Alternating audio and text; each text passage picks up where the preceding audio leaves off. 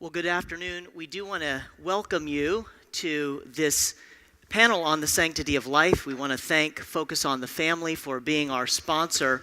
The particular focus of this panel is getting the media message right for the next generation. And that is something everyone here on the platform is committed to doing. We have an all-star panel here to address this issue, and each one of the representatives that are on this stage are on the front lines of protecting the sanctity of life in our culture. And we're going to ask each one of these panelists to give a 5-minute overview on the theme of the panel for today, to update us on what they're doing and their view on how we reach the next generation. Seated to my left in this order are Alison Howard, who is the Communications Director for Concerned Women for America. She is involved in a wide array of activities for Concerned Women of America in the areas related to the marriage debate, religious liberty, the sanctity of life, national sovereignty, and Israel. Alison, it's great to have you here with us today. Also with us is Jeanne Monahan-Mancini, who's the president of March for Life Education and Defense Fund. Many of you will have either participated in physically or seen on television this past March for Life, which was one for the record books. And the theme this year, Every Life is a Gift, is one we need to reach this generation with as well. Seated next to her is someone who will need no introduction to you. Ladies and gentlemen, this is a true hero of the church for our time, Lila Rose. Thank you for your unparalleled voice in this space for the sanctity of life. She is the president and CEO of Live Action that is committed to building a culture of life and using the platforms of this generation to get that message out. Lila, it's great to have you here. And then also with us is Kelly Rosati, who's the Vice President of Community Outreach for Focus on the Family, who is our sponsor. She is very active in the adoption movement. She has written a book, Wait for More, with her husband, John. They are advocates of encouraging families to adopt from the foster care system, and she has been very instrumental in the rollout of the new film Dropbox, which you will be learning about more in this time. So I'd like to pass it over to you, Alison, and we'll take it. Each of you have 5 minutes. Give them what you got.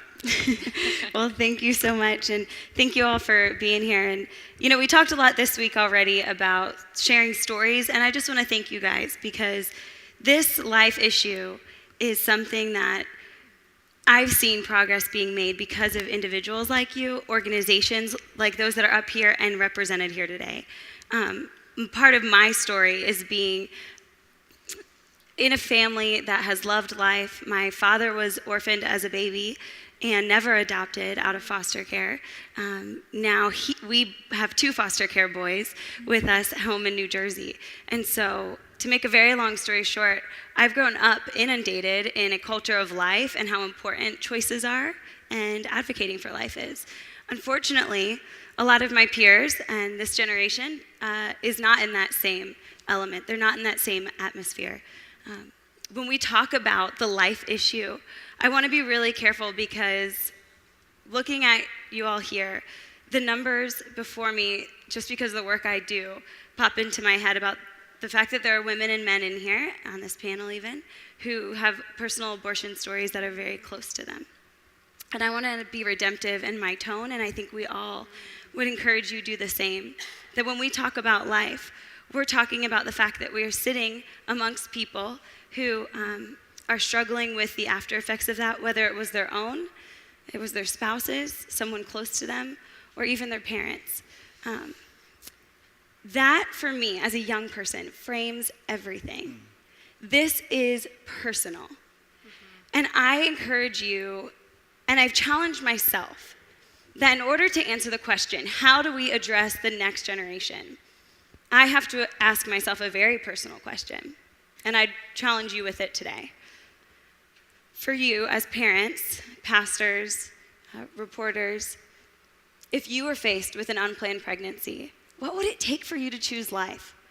And as a young woman who advocates for life, I've had to ask myself that, because I can't do my job well unless I have sincerity in my heart, and I've addressed the scariness of that, because that's what young women are facing. I know that I would need you, these guys, one person, to come up next to me and say, Alison, can you do 9 months for someone else to have 90 years? What do you think is going to happen? They're going to give you dirty looks? Well, you're a female. They're probably going to give you dirty looks anyway. They're probably not. They're probably going to want to touch your stomach. They're probably going to want to throw you a baby shower. We're going to do this together, because the devil's the same. He wants women to think that they're alone, and they're not alone. I want us as a church, as individuals, as organizations, to be coming up alongside girls, doing the front end work so that they don't end up in that situation. But if they do, guys, we are supposed to be there for them. The Lord's made very clear our calling there.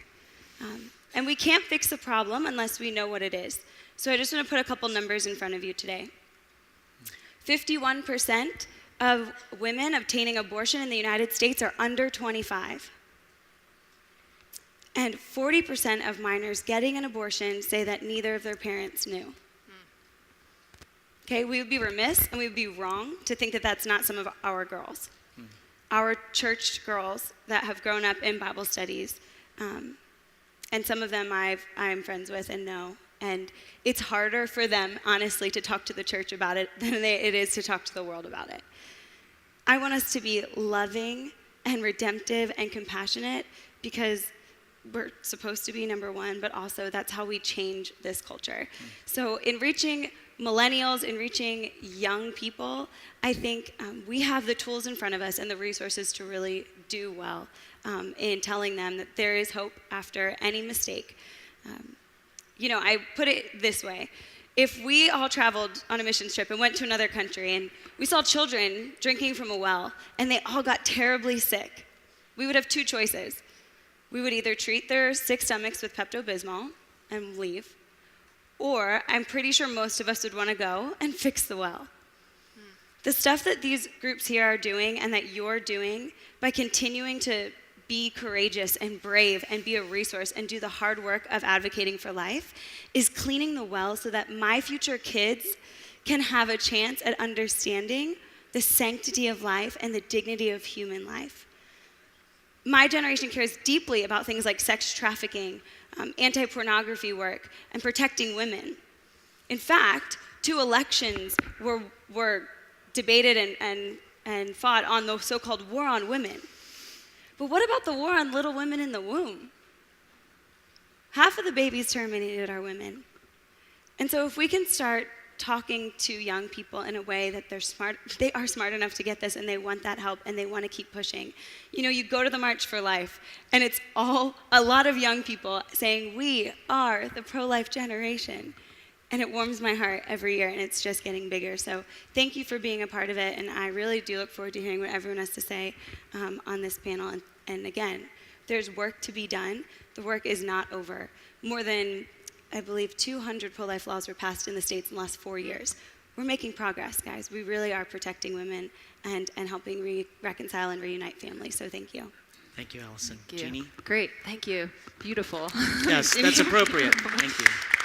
I love to hear Alison speak. It gives me a lot of hope, because people that are much younger than me are out there right now, like Alison, like Lila. It's just a delight. So I want to make 5 points about messaging, life messaging. And so I've got 5 minutes. I'm going to try to make a point a minute.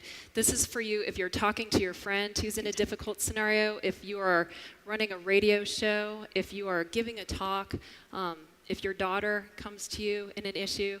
These are for you, these points. So the first thing I want to mention, and I think this is critically important when it comes to being in the pro-life movement, and specifically about the reality of abortion, bring it into the light. It's really simple, but guys, we don't have to have the most articulate, perfect arguments ready about this.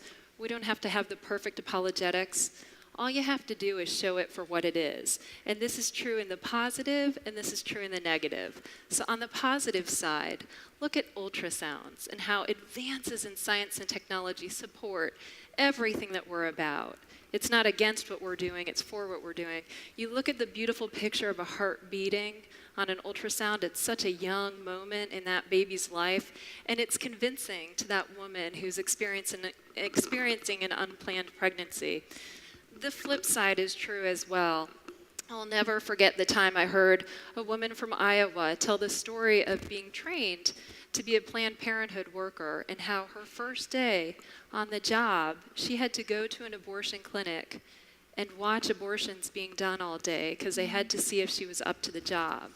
Literally, that was her first day on it. They asked her to stand up against the wall to brace herself because a lot of people faint when they watch what's going on. I know that's gross and that's ugly what I'm telling you, but the truth of the matter is that often it's not in the light.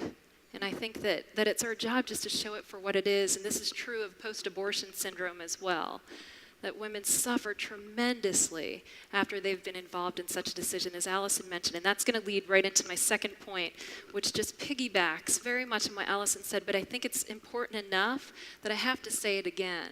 And it is mercy. Mercy.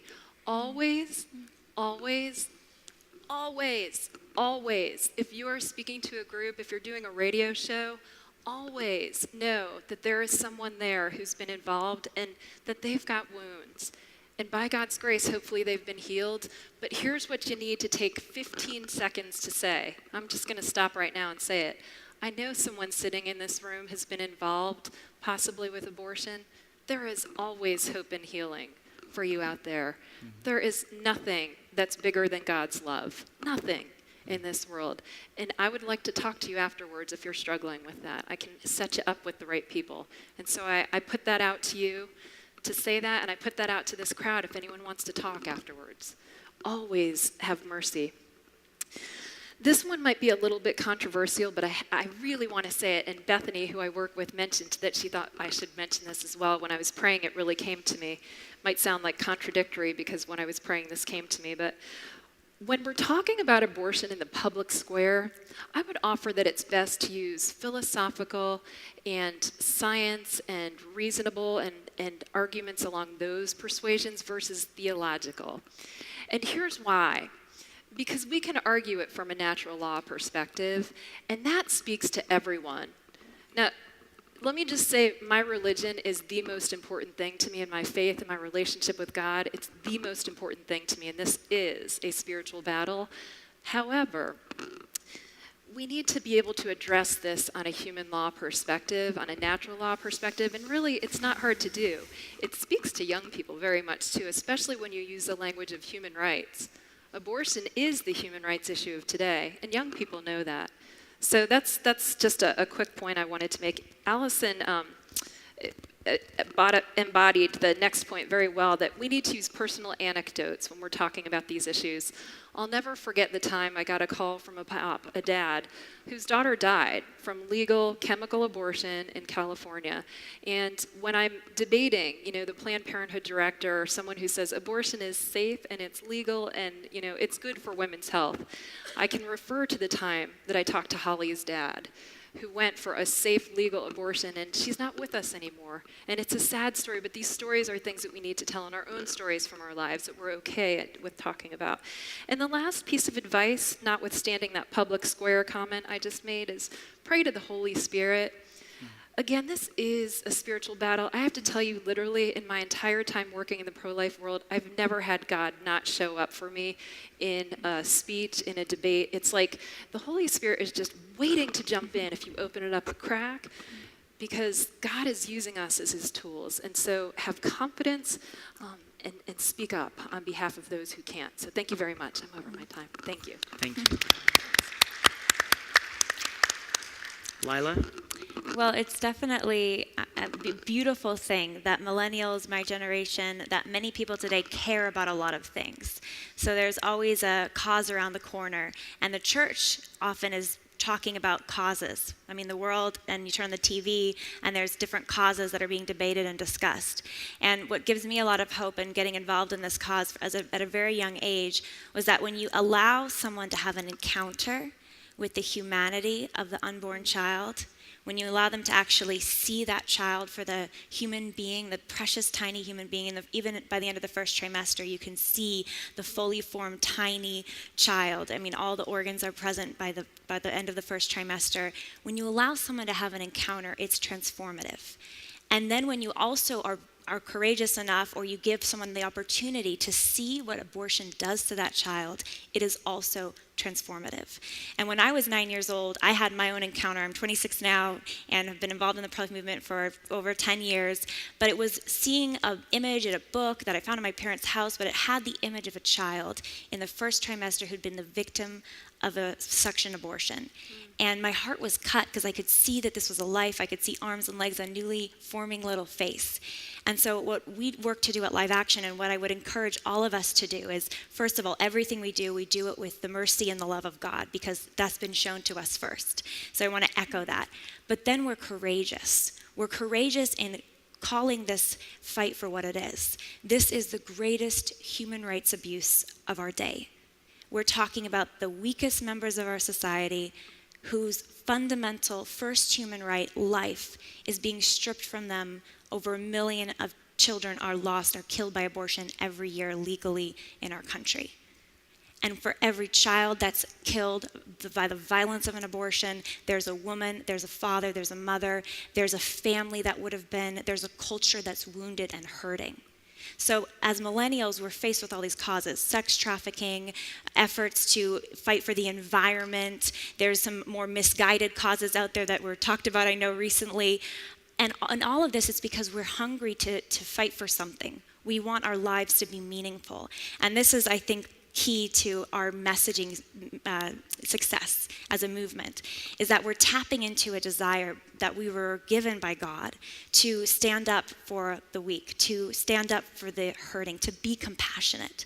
And there's that phrase, the bleeding heart liberal. Well, there's something beautiful about that. That there's a bleeding heart there. And we're called to always have a bleeding heart. And so this cause, if we can give people that encounter, Live Action hosts the largest social media platform for the pro-life movement. We're constantly promoting content out there that shows the child in the womb, both in its beauty and the child in the womb when he or she is killed by an abortion. And that's sometimes hard to do. We do undercover investigations of the abortion industry to, again, show, using visual media, what abortion does to that child, and also to women, to sometimes very young women, because one of the lies of the abortion industry is that somehow, and to my generation, is that somehow abortion is good for women, right? It's a choice, your body, your choice. Well, actually what it's saying is, it's your body, your choice. We don't care. We're not going to help you deal with the problem. And women, when they walk into abortion clinics, especially young women, sometimes victims of sexual abuse, women who are in situations of pressure or coercion, they're not walking into that abortion clinic feeling powerful.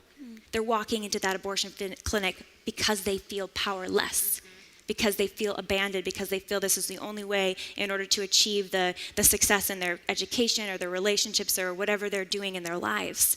So when we send out the message, first of all, that we're always connecting on our website, through our social media channels, there are opportunities to connect with resources that assist for those that have been hurt or that are considering abortion, but then to be forceful and loving and bold in showing what happens to the child during abortion. We actually have videos discussing what happens during abortion. We are willing to show the images of what happens to children who've been aborted, showing fetal development, having that discussion, and tying it back to the human rights issue that it is, that these are children who deserve the complete protection and love of our society. One of the reasons I've given my life to this cause, and I know so many here are so passionate about it, is because this is the greatest human rights issue of our day. I want to leave you with a little quote from one of my heroes, Blessed Mother Teresa. You may have encountered her in your life at some point. She's been an inspiration for many. But she did a lot of work in Calcutta, India, with the lepers, the hungry, the dying. But I think her words, and she speaks to a lot of young people, even to this day, though she's left us and, has passed away. But she speaks to us because she's always talking about loving the little, loving the weak one, loving the lonely, loving the helpless. And she's said before, to our country, actually, at a national prayer breakfast, she said that the greatest destroyer of peace in the world, and we're all hungry for peace, especially my generation. We want meaning, we want peace. The greatest destroyer of peace in the world is the cry of the innocent unborn child. So giving our young people an opportunity to connect and to be a part of this movement, I think is transformative for them and will transform this culture. Thank you. Thank you, Lila. Kelly. Well, I think I have both good and bad news in terms of my perspective. I am more encouraged than I've ever been to see not only the impact of ultrasound technology on women's decisions and on really the public debate about whether we're talking about one person or two people when we look at a woman who's pregnant. I mean, from a philosophical perspective, doctor, that's really what we're getting down to if we look at it from a policy perspective. So I think there's some terrific news on that front. And I think ultrasound, clear messaging, absolutely right-hearted tone, those are huge, really important things. I think here's both the opportunity and the potential bad news that I see is that no amount of words or argument or intellectual persuasion or anything else, I don't believe, is going to make the kind of impact that actually giving our lives away, not just talking, but living in a way that is sacrificial to the core, that expresses the love of Christ, that it is that. It's that kind of love. And the reason I say that's bad news is because it's hard.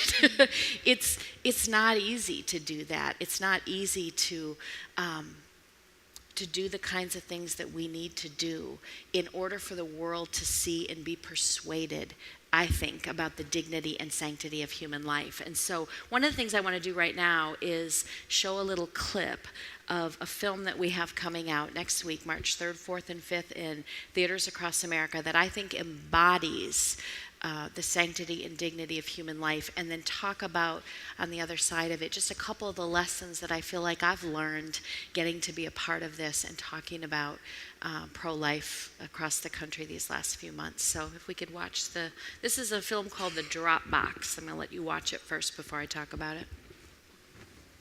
And then I was weeping. I always cry when I'm angry. And she said, "Why are you crying? It's only orphan."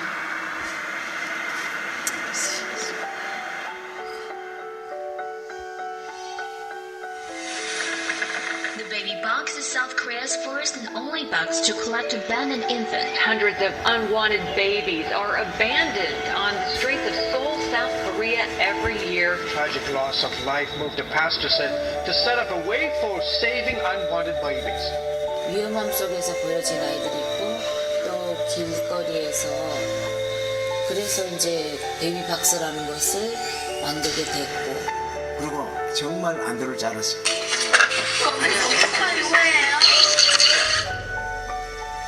어떤 아이들은 목사님 이 아이하고 죽으려고 약탈났습니다. 네, 그러지 마라. 그러면 너도 오고 애기도 와라. 길이 엄마의 거리입니다. 제 아들을 부탁드립니다. 찾지 말아 주십시오. 죄송합니다. 정말로 죄송합니다.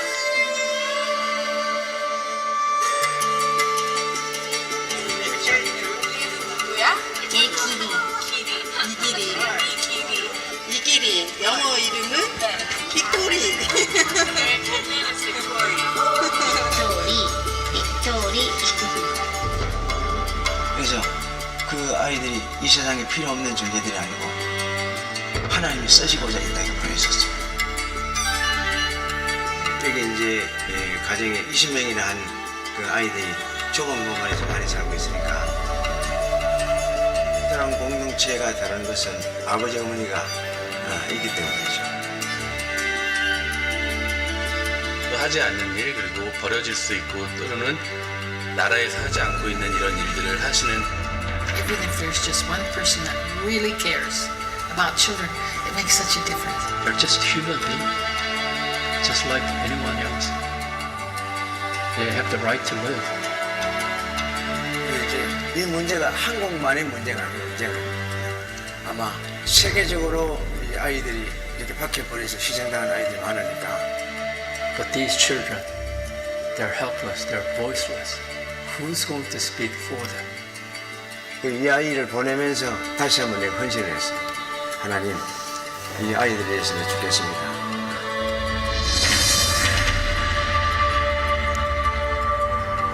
믿음, 소망, 사랑 중에 그 중에 제일은 사랑이라는 거죠.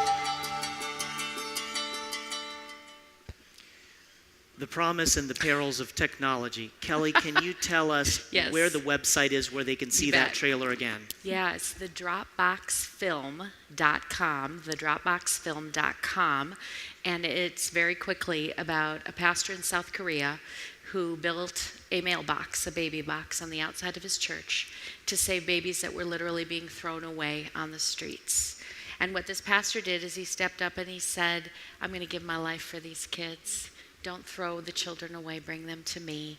And I think even though in this instance we're talking about children who have just been born, when people see this, they make the undeniable connection to preborn life as well. And so for the future, I would say for us to see children welcomed into this life, because it is the human rights issue that these ladies have described, we're going to need to see storytelling that you actually will see if you go see this film, unlike this little film clip. I'm not sure what happened there technologically.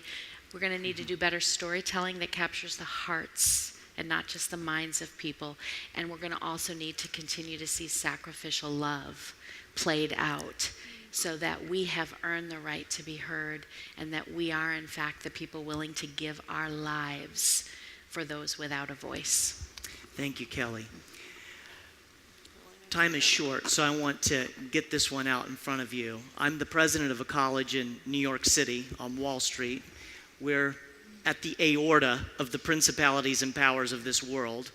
We've got a campus teeming with young people who wouldn't be there unless they wanted to influence culture and business and finance and in the media and in government and in law and so forth. Every single one of these kids has the advantage of something, as you were pointing out, that my generation didn't as much, which is they grew up when they had a sibling born. They saw that ultrasound on the refrigerator. They're aware of that.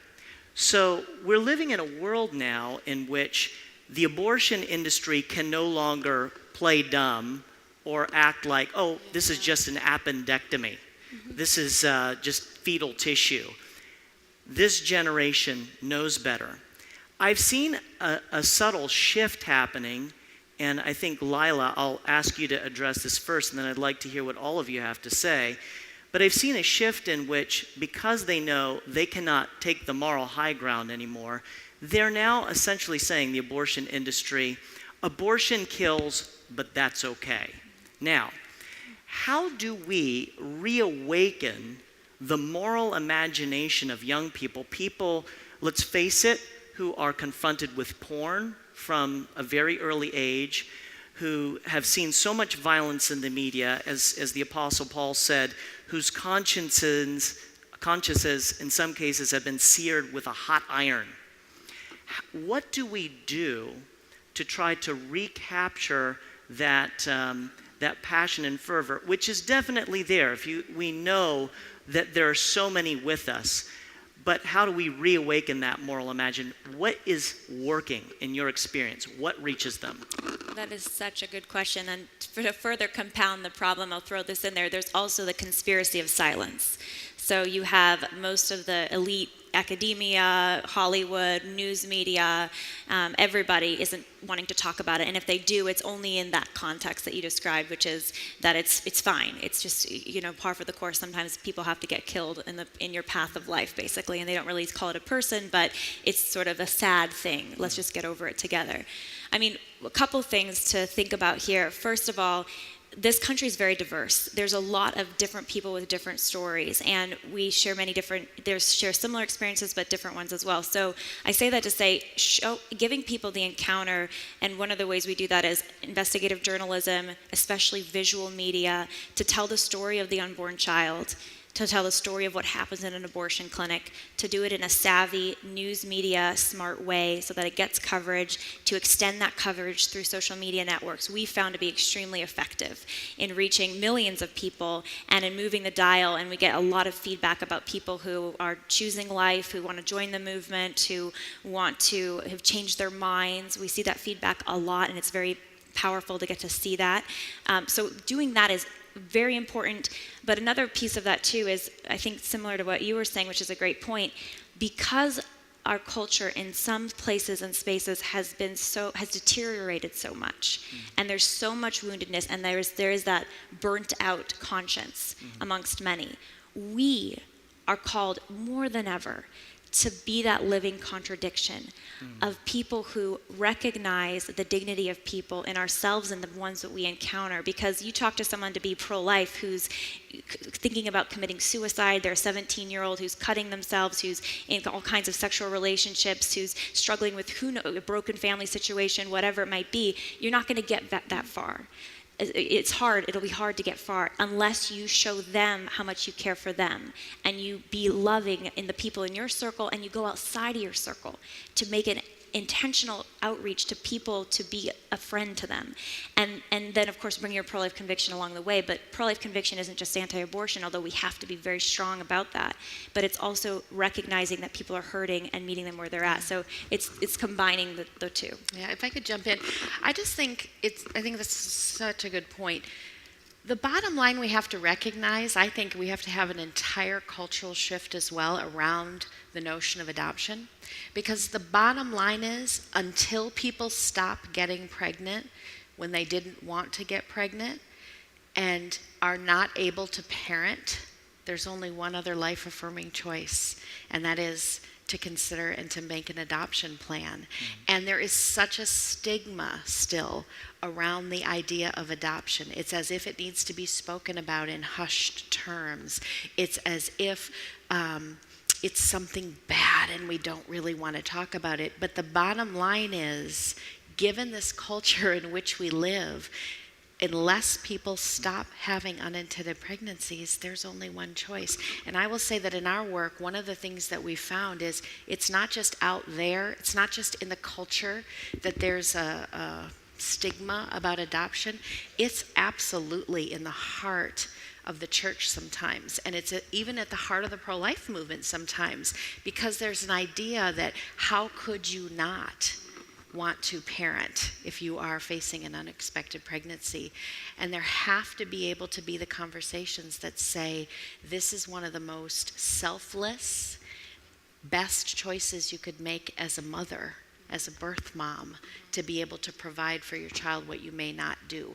And until those numbers change drastically, I don't think we're going to necessarily see the success we want. I'll say one other thing. I hear a lot of pro-life people say, well, but we all know there's way more people who want babies than there are women willing to have babies, and so we're all for that. But here's the problem. Right now, while we're speaking, in the USA, we have 100,000 modern-day orphans waiting for families. Right. 100,000. But they're not healthy little perfect babies. They're broken kids. They're teenagers. They're kids in sibling groups. They're kids with special needs. And if we're really going to be pro-life people, and we're going to convince anybody that we are really for the dignity of human life, we better be the people who say, bring those kids to us.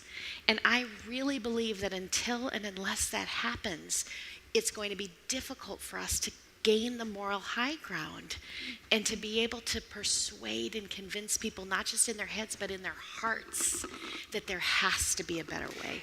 This goes back to, absolutely, and this goes back to Mother Teresa at the National Prayer Breakfast, turning around to President Clinton and Vice President Gordon saying, give me the child. The most powerful message, give me the child. And I will take the child. We have to be Mother Teresa. We can't just be glad Mother Teresa did it. That's we got to right. do it. The Sisters of Calcutta are a long way away. That's right. I want to shift the focus a little bit to policy, because I think we've all been, so focused on politics. If we could just get a Republican Congress, and then we see a failure of nerve on the fetal pain bill. How do we underscore this emphasis on storytelling in getting the message across to this generation while not foregoing the space of public policy as well, which is a key action point. It's the end point to changing things. Go ahead. Okay. Well, one thing I think that you're alluding to is that with regard to our legislators, I think what we've seen sometimes when folks are running for office right now is that because of a few really bad missteps in terms of messaging, they're afraid to message at all about the life issue. But the truth is that this issue is not going away and that it's a winning issue. And so folks like us, work day in and day out to try to provide them with really good communication tools. Life is beautiful. It is absolutely a winning issue. It's like the joy of the Lord. It's inherently attractive. And so, it's on us to help our legislators to know how to address that with a lot of confidence, because it is such a good thing to talk about. It is a human rights issue, as we keep bringing up, and that's what their constituents want to hear about that. So that's like the brief answer I'd give to that. Allison, you get the last word on this. Okay. I think I can handle that. I would say, really, the March for Life and what happened with the fetal pain bill, as a young person, it is disappointing. And I think Lila and I have talked about this. 40 years have passed and we can't get a 20-week bill passed. That at 5 months pregnancy, when babies feel pain, have toes, have eyelashes, respond to stimuli, and need anesthesia in the womb, that the grown-ups can't get it done. Mm-hmm. That fires me up as a young person. It's been 40 years. This is it. It's 55 million lives have been lost. I have 2 younger sisters, and I use them as a sounding board sometimes just to keep me real and outside of the DC bubble. And I was talking to them about that number, and they turned around the car and they said, 55 million? We were just in class talking about the Holocaust, and that was 6 million. And I'm like, yeah, guys, 55 million in a span of less than 50 years. May the history books write about Genghis Khan and Pol Pot and Nazi Germany, but they will document the fact that 55 million lives were lost in the United States alone under our watch. Mm-hmm. And we're fed up. I will not go to my grave without blood on my hands without saying that I was on the front lines trying to stop it. Mm-hmm. And thank you guys for being the same way. And it's not easy. And like the last panel said, you might be hated, but you are going to be hated for the right reasons.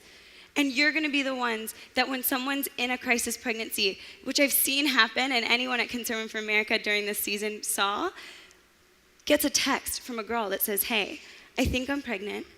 What is plan B? What should I do? And everything stops. And that's what life's about. So don't be afraid to post that Facebook post, sharing Dropbox. Don't be afraid to give a tweet or speak life into someone in a comment or in a direct message or on Instagram, because they'll see that and someone will know it's okay to come to you with the hard questions that have to be answered. We want to thank you for your kind attention. Will you join me in thanking our panelists for this phenomenal session? Thank you. Thank you. We also want to thank Focus on the Family for making this possible. Our next session you'll want to stay around for. Tony Perkins is going to be here on protecting free speech. So stay tuned. Thank you very much.